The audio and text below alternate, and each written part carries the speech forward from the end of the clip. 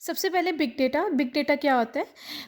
आपका section D है big data and NoSQL, only 2 topics are over here. तो सबसे पहले होता है बिग डेटा। बिग डेटा किसे कहा जाता है? Big data refers to the large amount of data which is stored in the form in form various data sources and different formats. Big data जो है वो काफ़ी लार्ज अमाउंट का data होता है जो काफ़ी डिफरेंट फॉर्मेट्स में अवेलेबल होता है। उसके बाद हम बात करते हैं बिग डेटा सिस्टम क्या होता है। Big data system is term used for collection of data sets that are large and complex which is difficult to store and process using available DBMS tool। जो big data system है वो use होता है big data को store करने के लिए। Normally जो हमारा DBMS है और जो DBMS है, जो कि मतलब RDBMS OODBMS जो बिग डेटा को हैंडल नहीं कर पाते हैं, उसके लिए हम क्या यूज़ करते हैं? बिग डेटा सिस्टम यूज़ करते हैं। हमारे पास तो वैसे सिस्टम DBMS भी है, डेटाबेस मैनेजमेंट सिस्टम भी है, RDBMS भी है, ODBMS भी है। ओ का मतलब होता है और object oriented database management system, ये भी है। बट प्रॉब्लम है कि जो RDBMS ODBMS DBMS ये लार्ज और कॉम्प्लेक्स डेटा को सेव नहीं कर पाते, स्टोर नहीं कर पाते। उसके लिए क्या चाहिए? हमें बिग डेटा सिस्टम चाहिए। ठीक है। Second,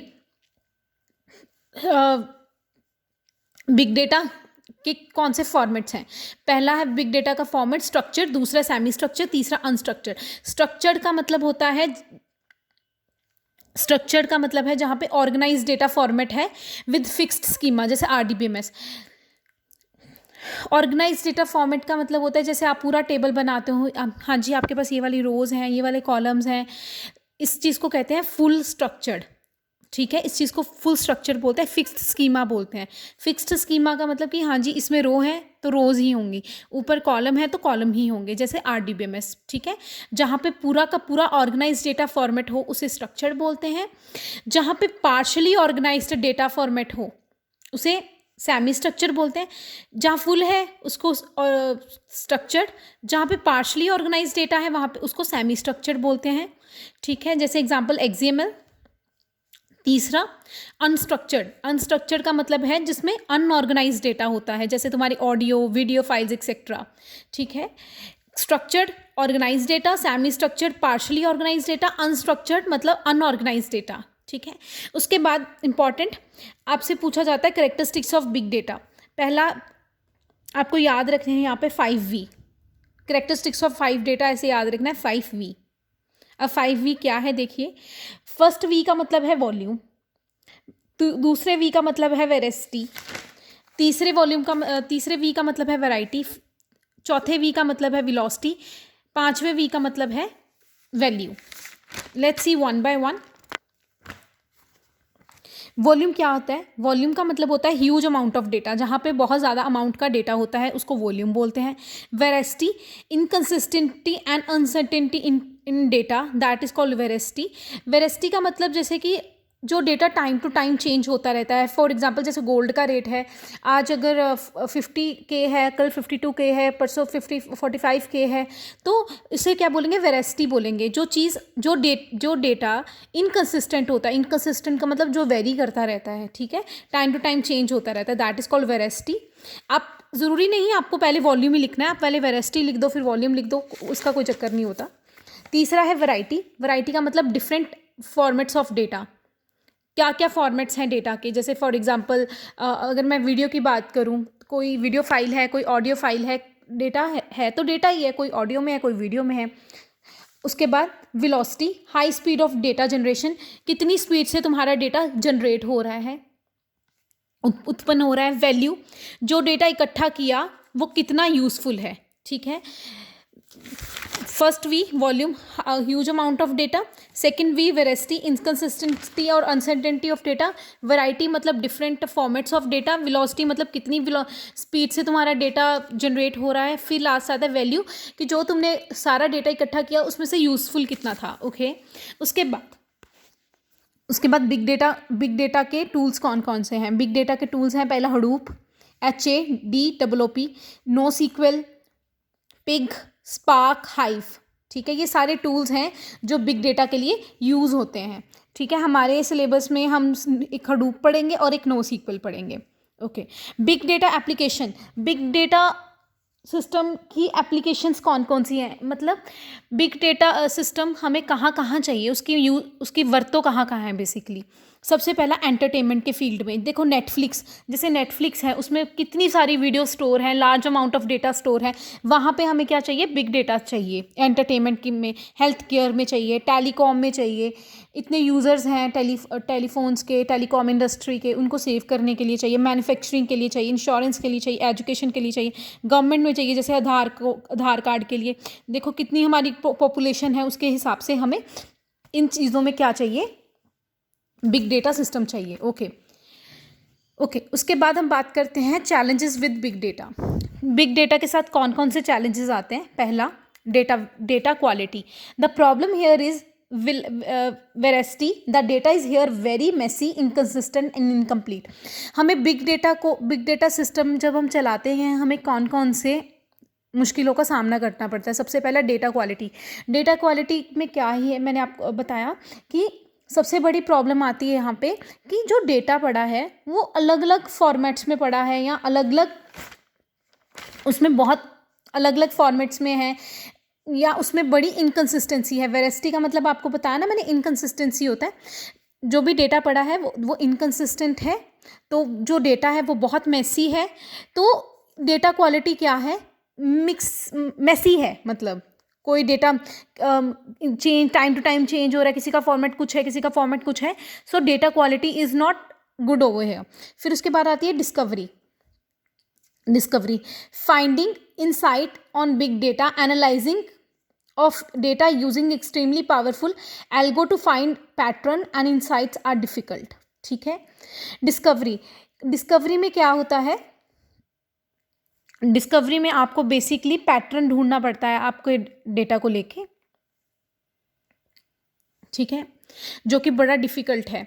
finding insight on big data, analysing PB of data using extremely powerful algo to find patterns inside difficult. Okay, सबसे पहले हमें बिग डेटा में, आपको मैंने बताया बिग डेटा जब भी कलेक्ट सिस्टम में क्या क्या प्रॉब्लम आती है। डेटा क्वालिटी में प्रॉब्लम आती है क्योंकि सारा डेटा मिक्स मैच है, पता नहीं लगता, इतना मैसी है, उस चीज़ में हमें बिग डेटा में प्रॉब्लम आती है। सेकंड प्रॉब्लम आती है डिस्कवरी में इस चीज़ की प्रॉब्लम आती है कि तुम सारा डेटा कलेक्ट तो कर लेते हो, तुम्हें एक पैटर्न नहीं मिलता। मतलब जैसे for example just have an example कि जैसे गोल्ड का रेट ही मैं बता रही हूँ, गोल्ड का रेट क्या है, गोल्ड का रेट अभी इंक्रीज़ हुआ है, तो जब भी दिवाली आती है तो हम लोग एक पैटर्न ढूंढ लेते हैं कि दिवाली के पास क्या होगा, गोल्ड का रेट क्या होगा, हाई होगा। जब भी दिवाली जाएगी तो गोल्ड का रेट नीचे आ जाएगा। ये हमने क्या किया, हमने डेटा कलेक्ट करा, पूरे साल का डेटा कलेक्ट करा कि हाँ जी गोल्ड का रेट कब कब अप जाता है और कब कब डाउन आता है। तो हमें पता लग गया कि गोल्ड का रेट हमेशा ही दिवाली पर ऊपर जाता है, बाद में वो नीचे आ जाता है। तो हम एक डेटा में पैटर्न ढूंढ लिया। बिग डेटा में तो इतना सारा डेटा है, कन्फ्यूजिंग डेटा है, मेसी डेटा है, तो वहाँ पे सबसे बड़ा चैलेंज क्या आता है, पैटर्न ढूंढने का। हमें ये नहीं पता लग पाता कि एक्चुअली डेटा का पैटर्न क्या है। तीसरा, स्टोरेज।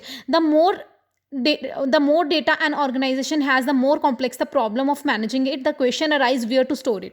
अब सबसे बड़ी प्रॉब्लम बिग डेटा में आती है स्टोरेज की, कि जैसे हमारे पास जैसे बहुत सारा डेटा है, ऑर्गेनाइजेशन के पास बहुत सारा डेटा है, पर प्रॉब्लम कहाँ आती है, मैनेजिंग में मतलब कि भैया स्टोर कहाँ करें इसको, ठीक है। उसके बाद आता है analytics. In case of big data most of time we are aware of kind of data we are dealing with, so analysing that data is even more difficult. Okay, analyse करने में प्रॉब्लम आती है, data को analyse करने में problem आती है, ठीक है। अभी एनालाइज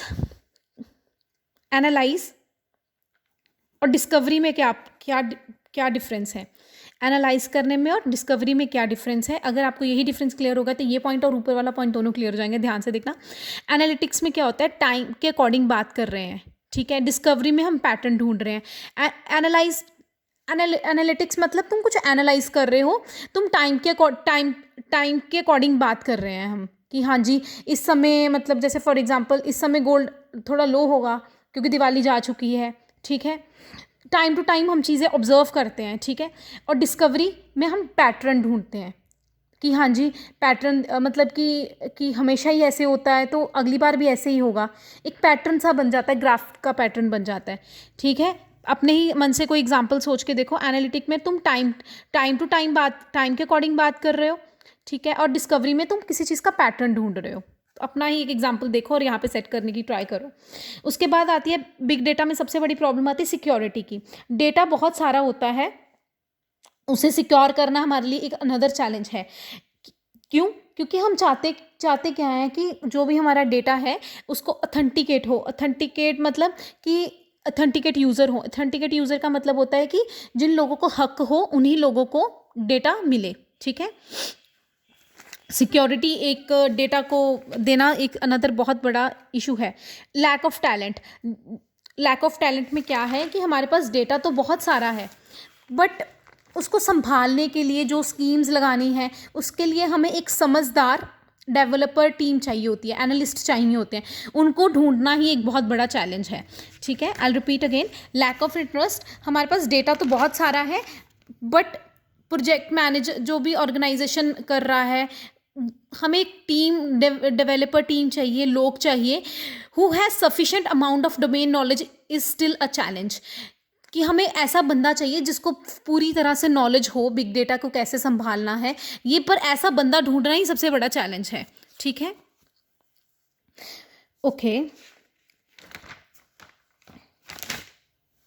ओके, हाँ जी, हम RDBMS यूज़ कर रहे थे, तो अब हमें बिग डेटा क्यों चाहिए, ये नेक्स्ट टॉपिक स्टार्ट हो गया। हम RDBMS यूज़ कर रहे थे, अब हमें हम RDBMS यूज़ कर रहे थे, हमें बिग डेटा क्यों चाहिए। प्रॉब्लम विद RDBMS, जो हम relational database management system use कर रहे थे, हमें उसमें क्या दिक्कतें आई हैं कि हमने बिग डेटा सिस्टम में स्विच किया है। सबसे बड़ा प्रॉब्लम RDBMS में क्या है, storing huge amount of data, storing heterogeneous data. तुम काफ़ी ज़्यादा अमाउंट का डेटा RDBMS में स्टोर नहीं कर सकते थे। स्टोरिंग हेट्रोजीनियस डेटा, हेट्रोजीनियस का मतलब होता है डिफरेंट फॉर्मेट्स का डेटा भी तुम यहाँ पे स्टोर नहीं कर सकते थे। जैसे कि फॉर एग्जांपल कुछ डेटा एनिमेटेड है, कुछ डेटा 3D है, और स्पीड, जो प्रोसेसिंग स्पीड है RDBMS की वो अच्छी नहीं थी। इन सब चीज़ों के कारण क्या आया हमारी ज़िंदगी में, बिग डेटा आया। ओके, अभी हडूप क्या है, हडूप सोल्यूशन है। हडूप क्या है, मैंने आपको पहले भी बताया था, बिग डेटा के टूल्स हैं Hadoop, NoSQL, pig, spark, hive. अब उसी में से हम हडूप को डिस्कस कर रहे हैं, ठीक है।